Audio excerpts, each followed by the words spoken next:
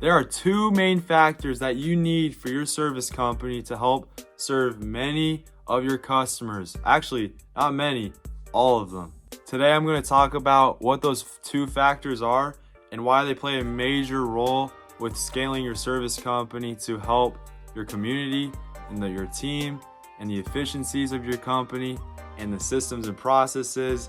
Every aspect plays a huge role within these two factors. Number one, you need top and quick communication.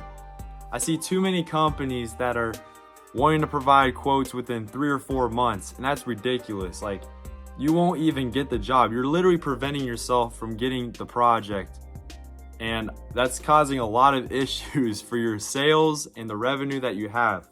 For us, we provide a quote within 48 hours or less. If it's not between 48 hours or less, then that's an issue, and there's a lot of people requesting that.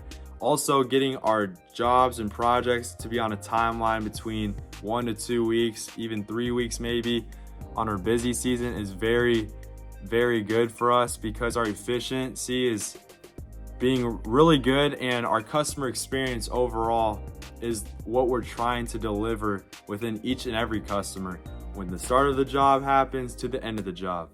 Now, I understand every industry is different. Like, if you're running a pool company, like, obviously pools take a lot longer to install, but just give and take, like, depends on the industry you're in. For us, we're in landscaping, maintenance specifically. We're not in the patios or pavers.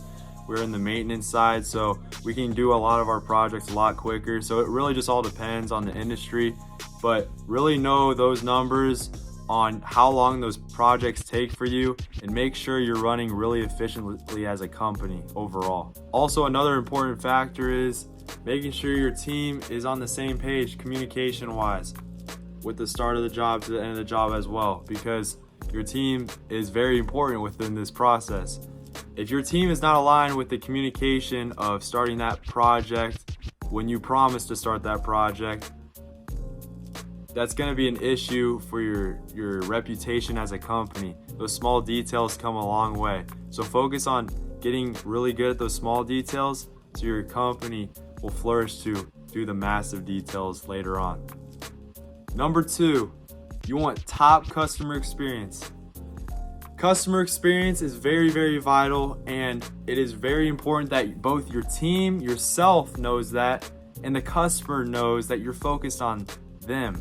You're focused on bringing them from start to finish an amazing service and product out of that will benefit them long term and create a long-term relationship with them that will continuously bring you more projects and scalability for your company.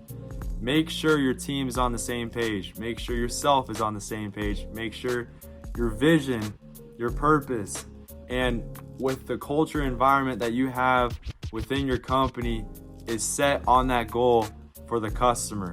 I see too many companies focus on the competition rather than the customer. And I think it's really important that you focus on that customer long term, because if you're focused on the competition, you're just gonna get distracted and you're gonna lose focus on the quality of service, the efficiency of your service, and what you're providing for your client. Maybe ask them questions of how you can improve that and focus on your current clientele base to make them to continue to love your product so they can continue to talk word of mouth and the other forms of marketing to keep moving bigger in your company.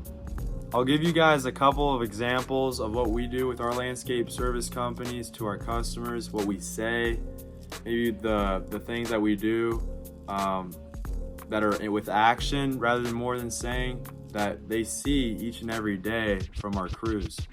One of the examples is I tell our team to be very careful when they drive, because we're driving big trucks and big trailers, and a lot of people don't really like that because we're slow and we turn a lot wider and we're just slow, period. But anyways, I tell them to stay calm and to just be very nice and friendly and wave when they're in the neighborhood, because people watch that and see that, especially when you have logos and signage on your trucks and trailers.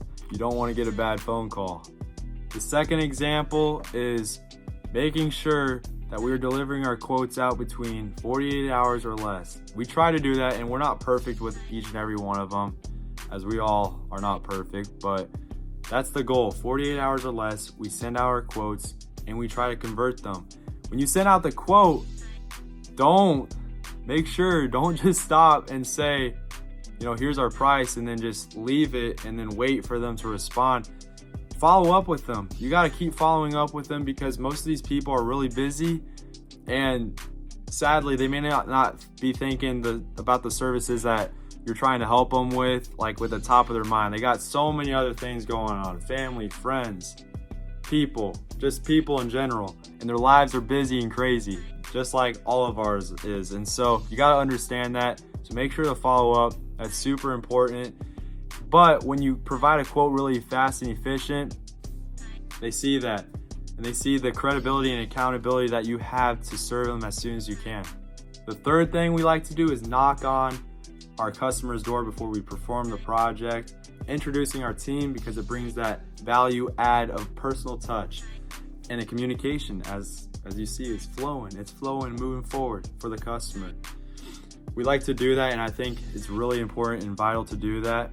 Another thing is we like to put English speaking speakers, at least one with each and every crew, because imagine if you just have because we have more of a Hispanic team in landscaping, and I love our team. I'm super thankful and grateful for them, but not all of them may not know English as well as we do. So if a customer walks up and needs a request of something, then we need to take care of it with what the customer's fluent in. And we have some customers that do know Spanish, but most of the people obviously know English, and we need to make sure that we are communicating with that customer so we can help them in any way, shape, or form when they come out to talk to our crew.